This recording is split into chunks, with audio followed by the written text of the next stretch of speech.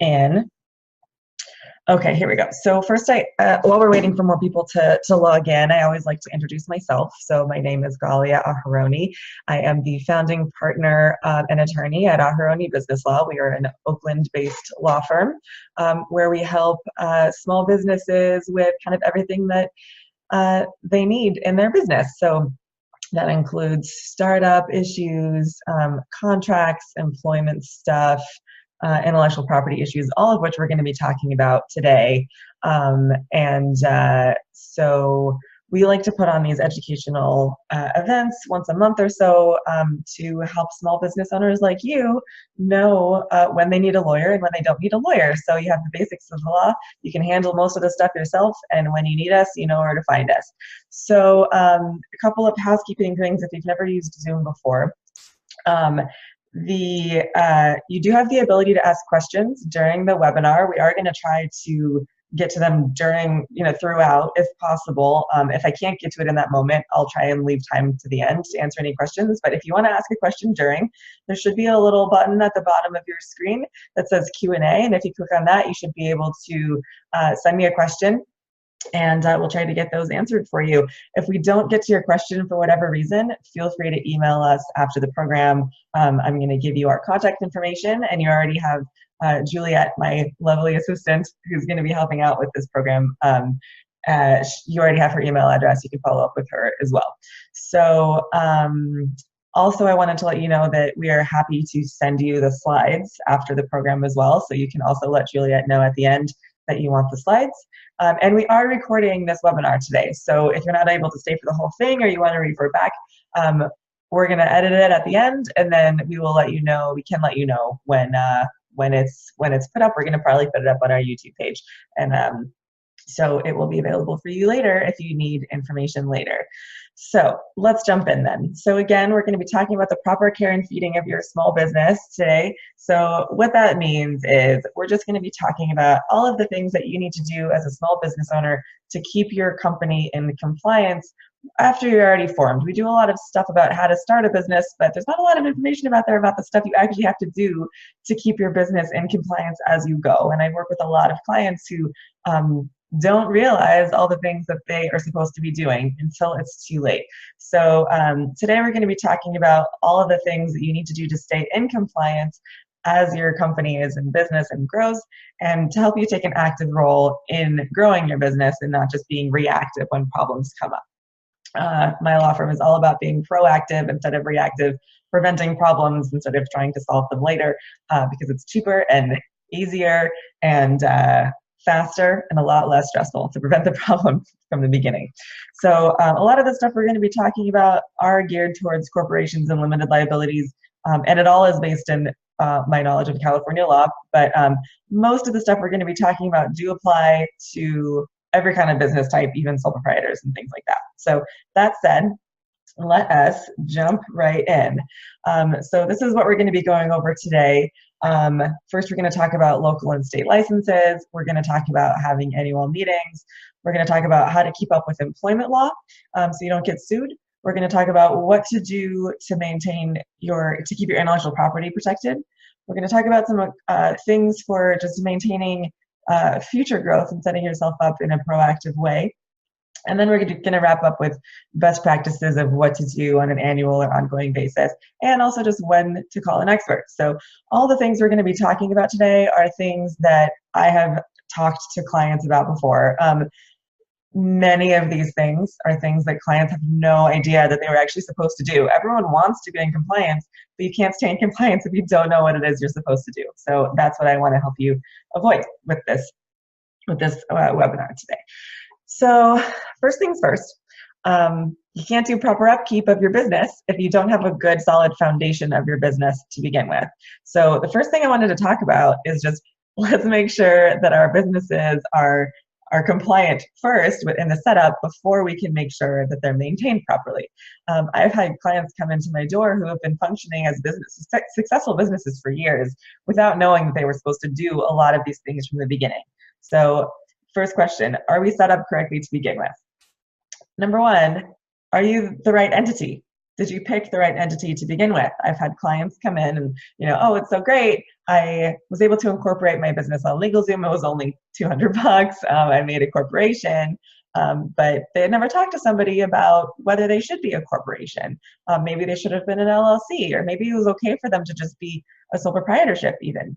So that happens quite a bit. But the even more common thing that I see is that somebody should have limited liability, but they don't. So that's somebody who's been functioning maybe as a general partnership or a sole proprietorship for years, and they should have limited liability protection with an LLC or a corporation, and they don't. So question one, before we do this upkeep, did you pick the right entity to begin with?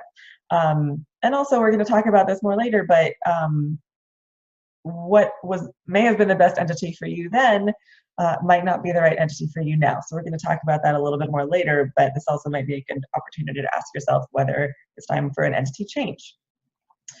Okay, so next, do you have all your formation documents in order? So for this, I'm referring to, do you have an operating agreement or bylaws in place? I've seen companies run for years without even realizing that they were supposed to have one, and they're very important documents for you to have. Another one is buy-sell agreements. Again, buy-sell agreements are the documents that are going to govern what happens to the shares of your company if something happens to one of the owners, like they die or become disabled. It's really important to have these provisions. Most companies who set themselves up without a lawyer don't have them. And again, it's something that people don't realize that they need. Next one, do you need a DBA registration? A lot of people, generally you're going to need a DBA if you're using a name that's different from the legal name that you created. So a lot of people function for years not realizing that they have needed a DBA name this entire time. Are you registered with your city with a local business license? Again, a lot of people don't realize, especially if they're working from home or a co-working space or something, that you have to register with your local city and get a license from them as well. And also, are you registered in every state where you do business? A lot of people don't realize that they have to register everywhere. So the next one, before we even jump in, is, did you do an initial meeting? So initial meetings and ongoing meetings of the shareholders and the board are legally required for corporations only. They're not required for LLCs or other types of business entities. But we recommend them for LLCs anyway, because if you don't do them, that could be used as evidence against you in court as in an argument that somebody wants to take away your limited liability. So we highly recommend doing annual meetings and do everything in writing, because that's going to strengthen your limited liability if anyone ever sues you. So an example of this is, I had a client a while back who never did their annual meetings, so they never issued their stock. And years went by, there was nothing in writing anywhere that said who owned what proportion of the stock of the company. Then they started selling the shares to each other, but it wasn't clear who owned what to begin with, and it turned into a really big mess. So it can be a really big problem, especially with issuing of shares if anything goes wrong later, if there's not a paper trail. So the next thing here is whether you've done your statement of information. In California, it's required that you file your statement of information if you're an LLC or a corporation pretty soon after you originally create your business. And a lot of people, again, don't realize they've needed to do that. If you don't, you can be slapped with a lot of penalties. Next one is, are you up on your taxes? This is something that you should handle first and foremost before you try and do upkeep later. The main thing I see with taxes is people don't realize that if they have an LLC or a corporation, they're required to pay a minimum fee to the franchise tax board every year of $800 and more if you make a certain amount of money or more. And just a few days ago, I had a client who suddenly realized, after years of doing business as an LLC, that they were never informed by their CPA that they needed to have done this. And suddenly they're slapped with all these penalties and things. And we're really shocked to find out that they were supposed to be doing this the whole time. So now they're on the hook for all of that past payment, and they're shopping for a new CPA. So be careful about that. And finally, I always try to ask business owners if their current the way they set up their business is compatible with their estate plan. I'm not going to get too much into that now, but if you have an estate plan set up, you need to make sure that the ownership of your business is covered in your estate plan. So it's all set up in advance. What will happen to your business if something happens to you? So that's all of the things that I would look at with a business owner before we even talk about compliance. Are you set up correctly now? So everything we're going to talk about from now on are the things you need to do on an ongoing basis to keep in compliance with the law. These are all things that are going to protect you from penalties, but also from lawsuits later if we can avoid them. So first thing is upkeep of your local and state licenses to do business. So first thing is your local business license. Like we said, every business should have a local business license registration with their city that they're primarily doing business in and every city that they do business in. These local business licenses need to be renewed every single year. This is just the way to pay taxes to your city. So I mostly do them in Oakland because we're an Oakland-based business. So this is just something you're going to need to file with your city every single year. The taxes are depending on your city, but they're generally going to fluctuate every year based on how much money you made the year before that. So just make sure you're registered in every city that you do business, because if you don't file these, they can come after you for penalties and for all the back taxes and potentially interest as well. The next one is your DBA registration. So hopefully by now you have your DBA all filed and everything. So again, I'm just going to speak to Alameda County, but in Alameda County, you do have to renew your DBA registration every 5 years, and you have to refile before it expires. So there's, I've definitely seen people who knew they were supposed to do it, accidentally blew the deadline, and then that creates complications. Otherwise, if you don't do it, it's going to expire and you won't be able to use that name anymore. The next license that needs upkeep is if you have a liquor license. This one's easy. Getting the license is the hard part. After that, you just need to make sure to pay annual payments every single year to upkeep. Otherwise, they're going to slap you with really big fees. Next one, again, is your statement of information. Hopefully we filed one of these when you created the business. But if you're an LLC or a corporation in California, you need to file these on a regular basis. So it's different depending on what type of entity. Nonprofits and LLCs are going to be every 2 years, even if there's no change in the information. Corporations have to do it every year. You also are required to do one every time there's a change in the information. So that's going to be changes in management or board, also changes in things like your registered agent or your address. If you don't do this, there's going to be a fee up to $250, which is a lot. You can use that for other things. So the next thing is if there's any changes that need to be made to your articles of incorporation or organization, make sure to do that every time there's a change. FTB fee, again, we already talked about this. If you're an LLC or corporation, required to pay $800 minimum tax every year. So make sure that happens every year. Usually that's going to get paid when you file your corporate taxes. And finally, if you're a nonprofit or benefit corporation, there are annual report requirements, which I won't get into, but make sure you do them every single year and follow all of the requirements. Otherwise, you could lose your status. Quick note on this is that all of these renewals and fees are due whether or not you get a notice from the city or state that it is due. If you don't get a notice in the mail, they are not going to care. It is still your fault. So I recommend putting all of these things on the calendar to remind yourself every single year, and or have an advisor who is proactive and will give you a heads up when these things are due, because you don't want to be in a position where you just forgot and end up having to pay penalties later. Okay, so the next thing I wanted to talk about was having annual meetings. So first question is, why do you need to have an annual meeting? So like I said before, corporations, they are required to have at least an annual shareholder meeting and board of directors meeting. And depending on what your bylaws say, you might be required to do even more often than that.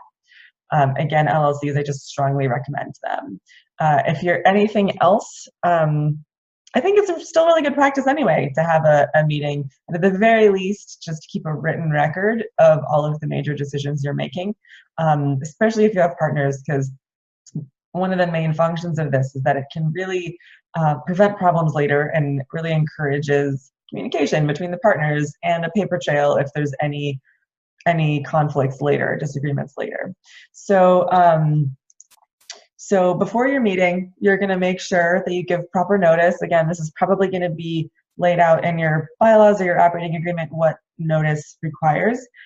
If you don't want to give out notice, then it is okay to have everybody sign a waiver of notice instead. But before the meeting, we usually recommend preparing your minutes in advance, and you can use it as more of an agenda.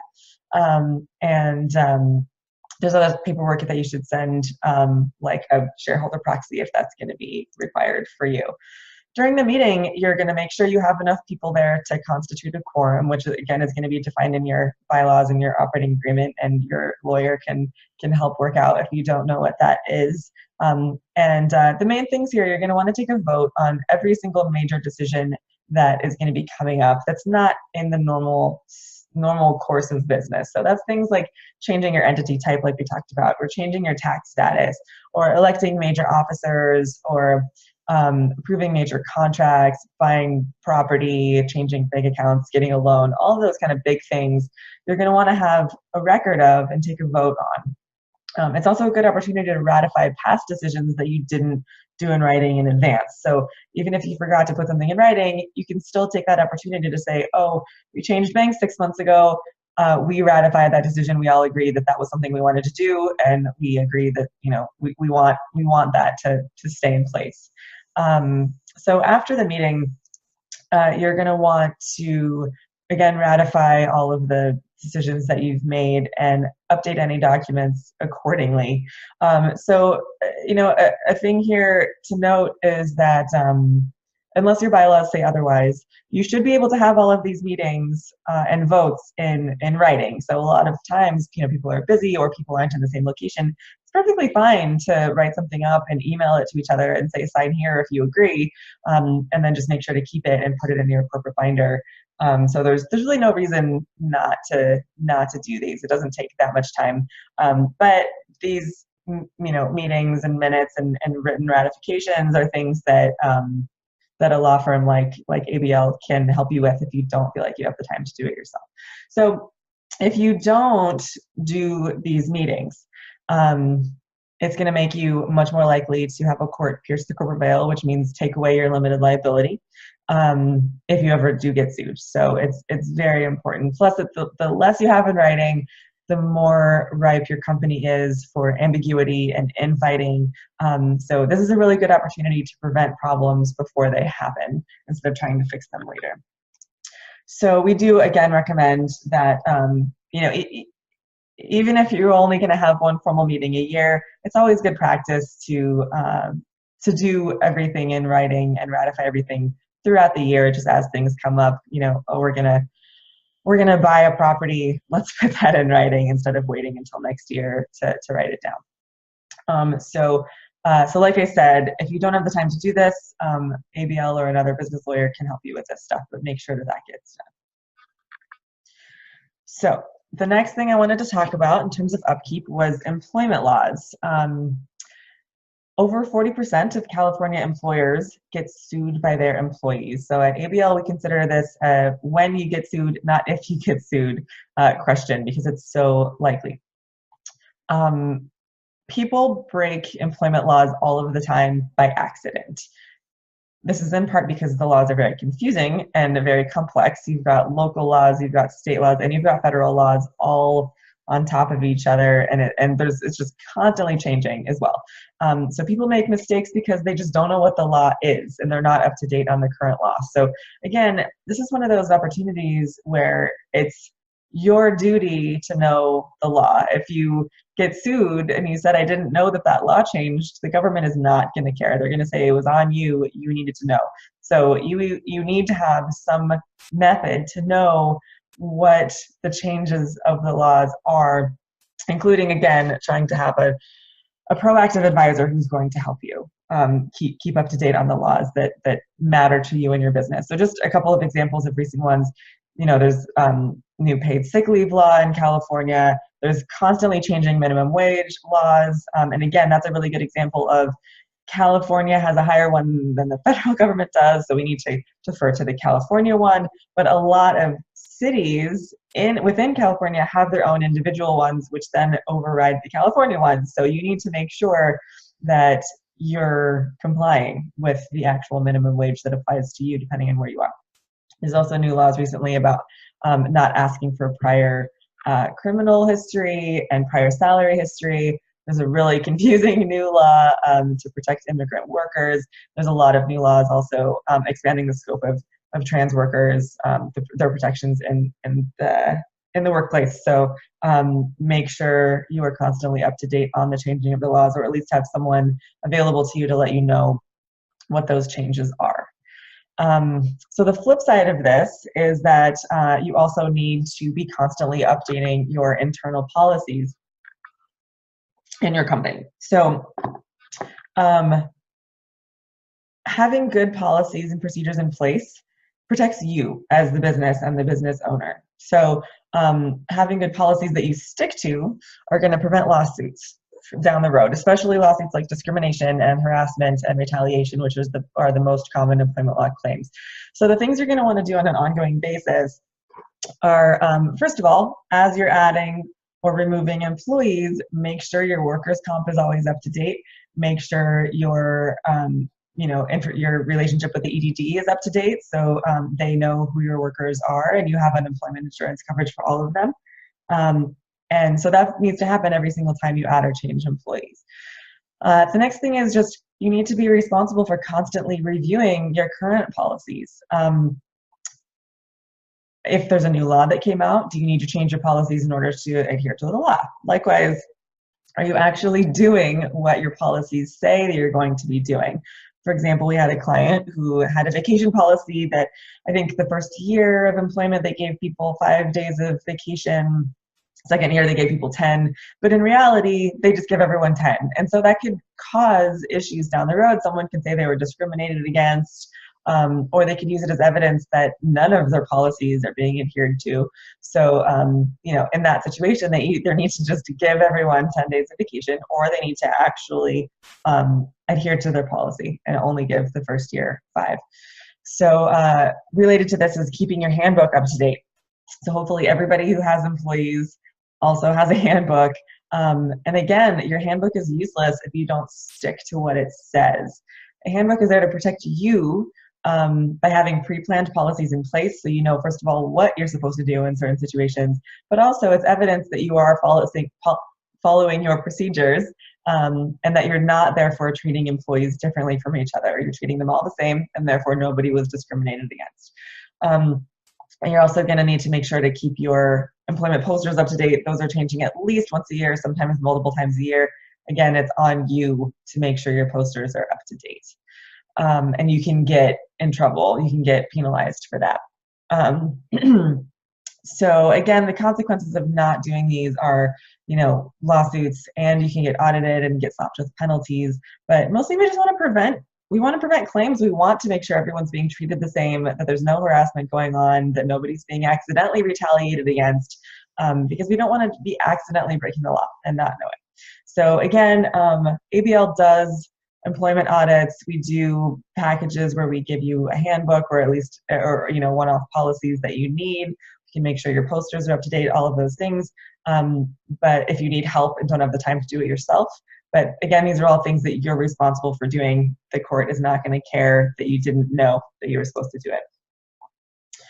Okay, so next I want to take some time to talk about intellectual property and the ongoing things you need to do in order to make sure that all of your IP stays protected.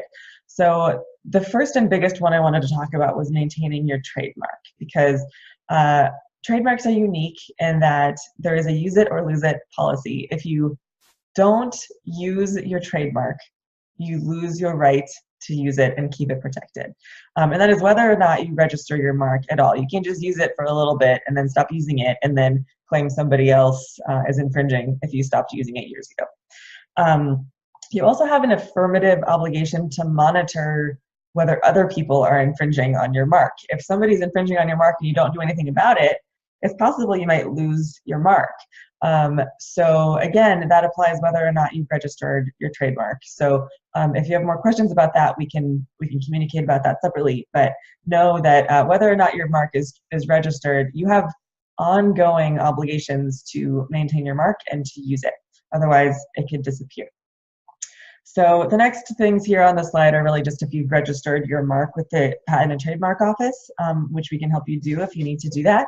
After your initial filing fees and approval, between the 5th and 6th years after you've registered, you do have to file a declaration of use just saying, hey, I'm still using this and I still intend to use this.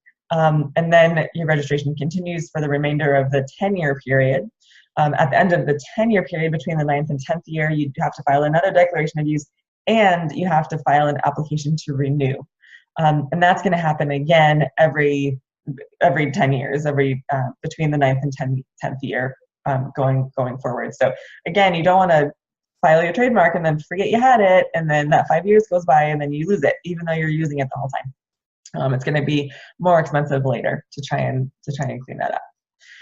So related to this is what happens if you are licensing your intellectual property to somebody else. Mostly we see this with trademarks, but it happens with other IP as well. So again, so this is the situation where, let's say you have agreed to license your name to somebody else, your company name. So, you know, they can resell your product, or they can say that they're representing you in some way. If you do that, you have an ongoing, again, affirmative duty to supervise the quality of that company's products and services to make sure that they are using your name correctly. If you don't have any provisions in your agreement that say that you're going to supervise, that's what the law calls a naked license, and that can end in losing your rights to your trademark completely. So the policy here, the why of this, is that trademark law is really about protecting the consumer. The government wants the consumer to know where their product is coming from, and that the quality is going to be consistent no matter where they get the product. So if you don't control the mark, even when someone else is using it, there's a likelihood that that other company could tarnish your reputation without you even knowing it. And worst case scenario, if you aren't monitoring it at all, you can lose your rights to your trademark completely. So how do we do this? When we're making a licensing agreement, when we're making the agreement that says they can use our mark, you're going to include quality controls in the agreement and the ability to cancel the agreement if they don't meet the standards you've set out. So you're going to have a constant ability to monitor their work, and there's going to be provisions in there saying what's okay use, what's not okay use, and when you're allowed to cancel the mark. Otherwise, you might lose your mark completely. So we don't want that to happen. So what do you need to do to protect your copyrights on an ongoing basis? Unlike trademarks, there's actually a pretty low or no risk of losing your copyright for not taking affirmative action, but it is easy to lose control of your copyrighted material if someone starts using your stuff and you're not monitoring it and keeping a lid on other people's use of it. So the first thing we want to do is just try to do what we can to deter people from using your content inappropriately to begin with. So, you know, that's where we can put the little C with a circle around it on all the things we are claiming are copyrighted, including things like your website. You can put watermarks on things, like if you're a photographer and putting your stuff online, you can put watermarks on it. There's also some digital ways to protect your stuff, to track it, see if anyone is using it. And another way to do that is to register your copyright as well, which we recommend for things like books or albums or kind of one-off things that you have created and want to protect. Not always a good way to do it if you're just trying to protect your blog or something that you're writing regularly. But the next step of this is to monitor whether people are using it. So this is a lot easier to do for things like photos. There are services where you can set up alerts that will let you know if your stuff starts popping up online somewhere. And then it's your prerogative to send cease and desist letters to try and get these people to take down your content or stop using your content without your permission. So again, Not necessarily legally required to do this upkeep and monitoring, but if you don't, it can be really easy, especially in the age of the internet, to lose control over your content, which can end up with you losing money, or again, your reputation being harmed. We don't want that. So the next bit of intellectual property that we want to upkeep are our trade secrets. So trade secrets are sort of unique in intellectual property. Basically, a trade secret is anything that you have taken reasonable measures to keep a secret, and would be detrimental to your company if your competition got that information. So this includes things like information, processes, techniques, formulas, anything not generally known and affords you a business advantage among the competition. So this can include, R&D that didn't work also. So it's not necessarily things you're using, but things that you know that is good for you to know and you don't want your competition to know. So your obligation to keep trade secrets a trade secret is to keep it a secret. So you need to take reasonable measures to keep it a secret. And that can be things like NDAs with your employees or contractors, but also you're going to want to do things like locking cabinets or only giving access on a need-to-know basis, marking something as confidential, having written procedures that your employees are trained on so they know not to leave confidential information lying around. Because if someone steals your information and you're claiming it's a trade secret, but then they said, actually I was in their office and it was just like sitting right there on the desk for everyone to see, you're not going to be able to claim that that was a trade secret. So your main ongoing obligation here is to make sure you have procedures in place to keep these things a secret and make sure you're following them, make sure all of your employees are following them. Otherwise, you're not going to be able to protect these trade secrets if someone steals it. And finally, just a quick note on patents. Again, patents is probably the least amount of maintenance in the intellectual property realm, because the point of patents is to make all the information public. The hard part is getting the patent to begin with, but once you have a patent, you're really just responsible for maintenance fees. And you are, of course, going to want to monitor whether other people are using it appropriately, and if anyone's infringing on your patent, it's up to you to go after them. All right. Take a quick breather for a second. I don't see any questions that have come in yet, but again, feel free to ask questions as you have them, if there are any as we go. So one of the final things I want to talk about here are, these are not law related, but I think they are good practices for growth and success. I really, as we said, we like to take a proactive view of the law, and that we like to prevent problems instead of solve them later, because it's cheaper and easier and more fun. But likewise, there's a few things that I've just learned from my experience are really helpful for a business owner to do outside of the legal realm that are going to set you up in a proactive way for success and growth. So I wanted to mention them here as well, because I highly recommend every business owner do this at least once a year. So one of the first things I recommend business owners do is just review data and run data every once in a while to set affirmative goals and have know what's going on in your business. It can be really easy to just be in a reactive mode instead of a proactive mode when you're running a business. So question number one, run a profitability analysis every once in a while. So, where is the money coming from? How much are you actually making? Which clients are your biggest clients? And what is the percentage growth that's happening or not growth? What's going on? Do you have a busy season? Do you have a slow season? Where's the money coming from? And are there certain types of work that you do that are bringing in more? And just have just run the numbers on where the money's coming from and how much you're actually getting. Because I think most business owners actually don't have a clear understanding all the time of how much money they're actually making, except maybe when they get their taxes done at the beginning of the year and look at the number, the P&L from the year before. So related to this, I recommend doing a budget analysis regularly. So that's not only where's the money coming from, but where is it going? How much, what's the proportion of our income that we're spending on personnel versus marketing versus overhead, and are those numbers where we want them to be? Are we spending 80% of our gross profit on personnel when it maybe should be more like 30%? Or, should we be spending maybe more money on marketing? Maybe we're spending 1% and we should be spending 5%. But you're not going to know that unless you run the numbers and run them regularly and compare them to each other.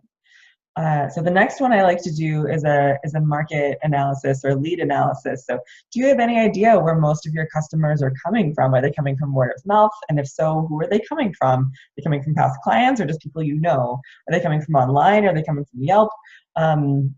That way you can know which of your marketing efforts are working, which ones you want to put more money and time into or less money and time, and whether you're attracting the clients that you want. And so one way to do this is just by having a spreadsheet, making sure to ask all your clients how they found out about you, and then putting that information somewhere and actually using that information. And another thing to do with marketing is hopefully everybody has Google Analytics set up on their website so they know where people are coming from on the web and who's on their website, how long they're spending on your website, and what pages they're looking at. And I also encourage everybody to proactively experiment with their marketing as well. Try something new. Try Facebook advertising, or seminars, or other speaking gigs, or writing articles, or paid advertisements in the local paper, anything like that, and seeing what works and what doesn't work, because you're never going to know what works until you try it. And again, you can put that in your marketing budget that you'll go over in your budget analysis. So my last thing on this is just to encourage people to set proactive goals. So, sit down at the beginning of the year maybe and think about what your goals are for the year. And that's not necessarily just money goals. I think having a dollar value goal is great, but also, do you want to hire a new employee? Do you want to start a new marketing campaign? Do you want to change locations or renegotiate your lease? All of those things, write them down for the year, measurable goals.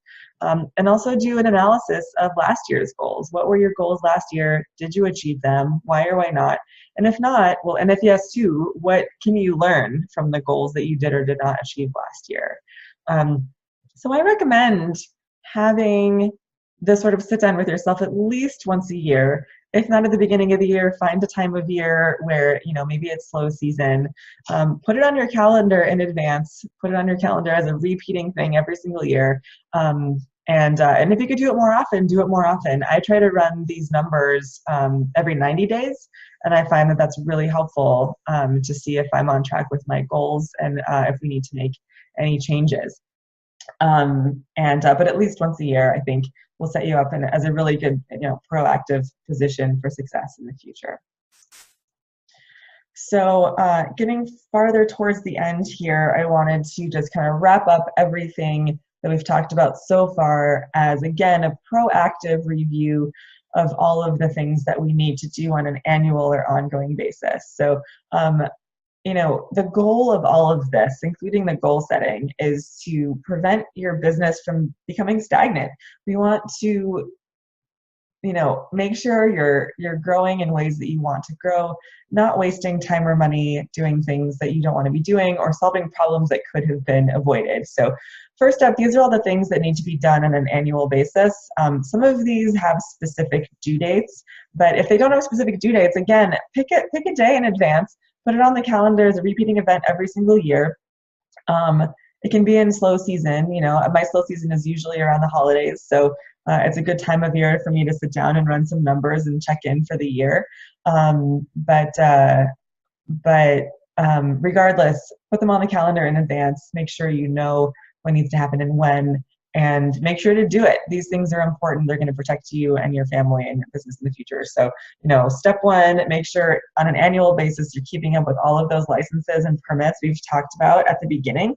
That includes your statement of information every 1 or 2 years, your FTB fees, doing your reports if you're a nonprofit or a benefit corporation.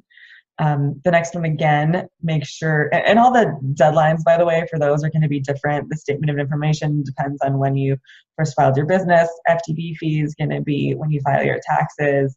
The rest of them, the licenses are going to have set dates. So just make sure you calendar all of those and make sure, because again, if you don't get a notice in the mail you're still going to be responsible for it. Okay, so the next one is just doing your corporate formalities. Again, if you're a corporation or an LLC, your bylaws or operating agreement will probably say when you're supposed to have your meeting. Usually it's sometime in the first 3 months, but it might actually have a specific day of the year in your bylaws that you're supposed to do this meeting. So look at your documents and see if there are requirements for when. Otherwise, pick a day and stick to it. Make sure you're doing your annual meeting, that you have minutes that you're keeping of the meeting, and that you have, your resolutions in place every single year for all the major decisions that you've done that year and you're going to do the following year. All right, so every year, these are the ones that don't have deadlines. I recommend sitting down and auditing your corporate documents. So that includes your bylaws or your operating agreement, your buy-sell agreement, your estate plan, because things change. And even if you have the most solid operating agreement or bylaws or buy-sell agreement, your life changes. Maybe you started your business and you had an estate plan and you put your business in your trust, but now you have a kid and you didn't when you first set that up, and you're going to want to make sure that, there's probably things that you're going to want to change now that you have children. Maybe something different is going to happen to your business when you die, for example, or maybe you've brought on partners, or maybe somebody's gotten divorced. Anything like that might affect the provisions you're going to have in your documents. I recommend every single year reviewing your major corporate documents, making sure that they still apply in the way you want them to apply. And likewise, I recommend auditing all of your major contracts that you use over and over again. We have a lot of clients who, have a client contract that they use with every single client. And you're going to want to make sure that the provisions in there are still the provisions you want, and that maybe something happened over the course of the year that you realized, we should tighten up this provision a little bit. Now's the time to look through that, make sure that they're still what you want them to be. So most common of these, contracts with vendors, contracts with clients. If you are an independent contractor or you use independent contractors regularly, I highly recommend reassessing those every year. And even your lease, are there things that have changed or that you want to change that you need to check in about? Next, same thing with employment documents. I recommend auditing your employment documents every year. First of all, because again, the law is always changing, so we want to make sure that our policies match what the law is now, and that your posters are up to date. But again, do your policies match your actions? Maybe you gave 10 days vacation before, but this year you suddenly started offering 14 days, and you need to update your policies to reflect. Because again, employment policies and procedures like your handbooks, they're useless if it doesn't match what you're actually doing. You might as well not have them. So in fact, it might be worse to have ones that you don't comply with. So every year, go back through all of your onboarding documents, all of your termination documents, all of your employment contracts, all of your job descriptions, all of your posters and your handbook. Make sure all of those things are up to date, because if not, you could get in trouble. You might get sued, and you want to avoid that. And finally, just ask yourself if there's any other changes that have happened that you might need to update some documents about. So for example, maybe you started doing business in Nevada this year too. And you've been selling a lot of stuff over in Nevada.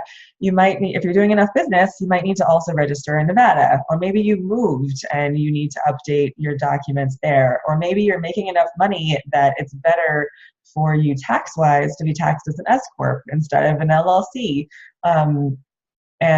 Also, maybe you've been working with, let's say, a business coach for a while that you got along with for a bit, or a CPA, but you find that they're just not participating in your business the way that you really want them to.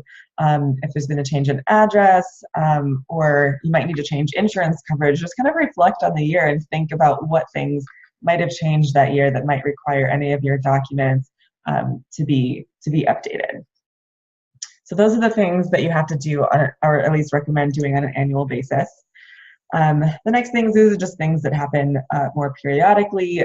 We already talked about all of these. First of all, you're going to need to file upkeep with the USPTO if you have a trademark registration every 5 or 10 years. Same thing, you're going to have to pay fees on your patents every few years. and you're going to have to renew your DBA name if you have one every few years as well. So don't forget to do those things, because you might lose your protection, or the very minimum gets slapped with a bunch of penalties and fees, which we want to avoid. And finally here, for best practices, these are just things I recommend on an ongoing basis. So again, keep up to date on employment laws.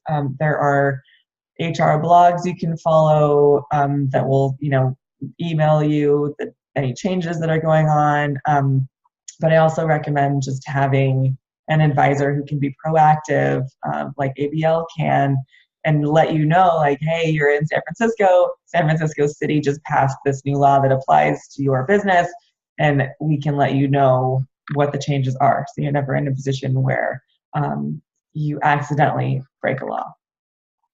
Same thing, just as needed, make sure your onboarding and termination documents are up to date and your policies are good. And as people are coming on and off, make sure you're updating your workers' comp and your EDD information.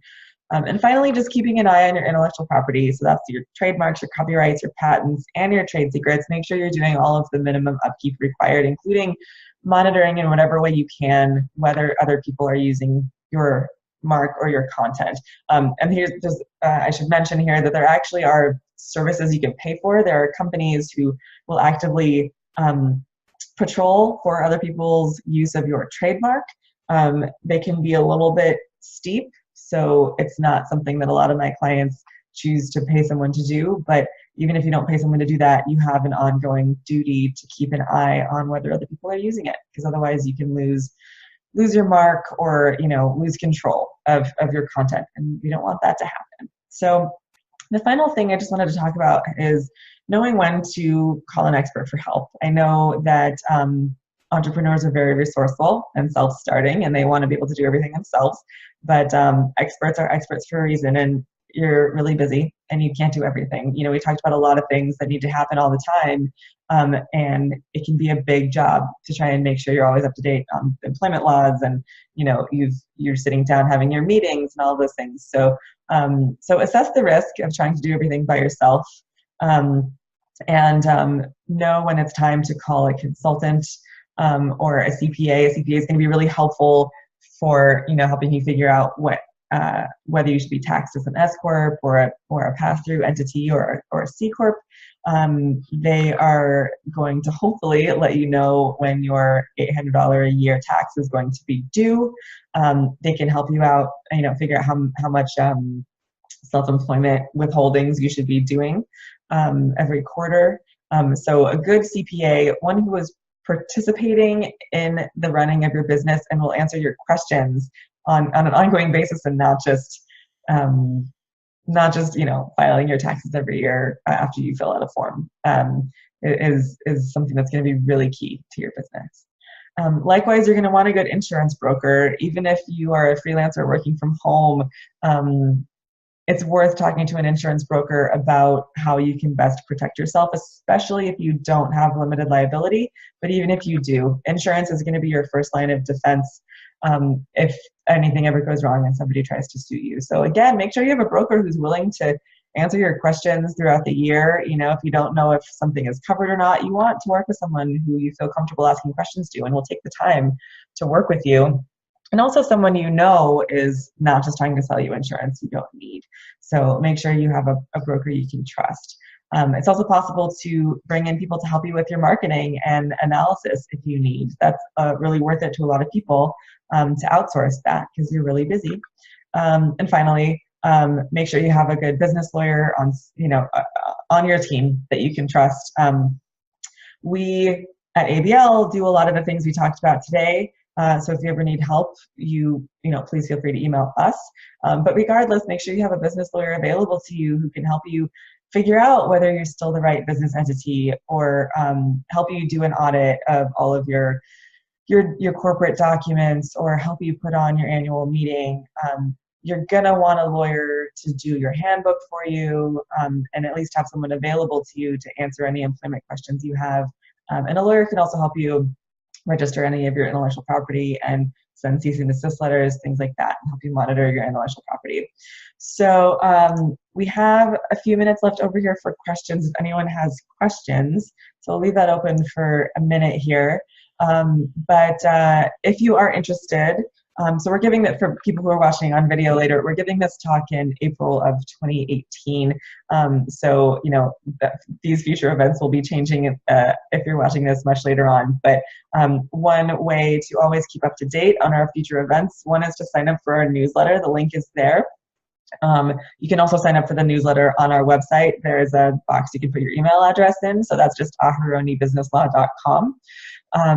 And also our website is always going to have up-to-date information on upcoming events on our events page. So that's just aharonibusinesslaw.com/events. We also do have a meetup group where we blast all these things, or you can follow us on Facebook. Also feel free to follow us on our YouTube channel too, because that's where we're going to be posting most of these future webinars and just snippets of things as well. Okay, still don't see any questions, so I'm just going to wrap up here. This is my contact information. So Juliet will follow up with everybody who's attending, and also those of you who were not able to attend live, but who enrolled earlier. So that's our contact information. You can also, so you can call us to book a meeting, or you can also book a meeting with us online. You can do that again through our website at aharonibusinesslaw.com. There's a button at the bottom that says book an intake, and you can book online a meeting with our client services director, Mary Lou, who can set you up and answer any questions. And you can also feel free to always email us with any questions about anything we talked about today at office@Aharoni Business Law. And again, Juliet can follow up with the slides. So I still don't see any questions, so I'm going to wrap up now. Thank you all for your time and attention and taking the time today to prioritize your business. I think that's all today. So thank you all for your time, and feel free to be in touch with us anytime. Have a great day. Thank you.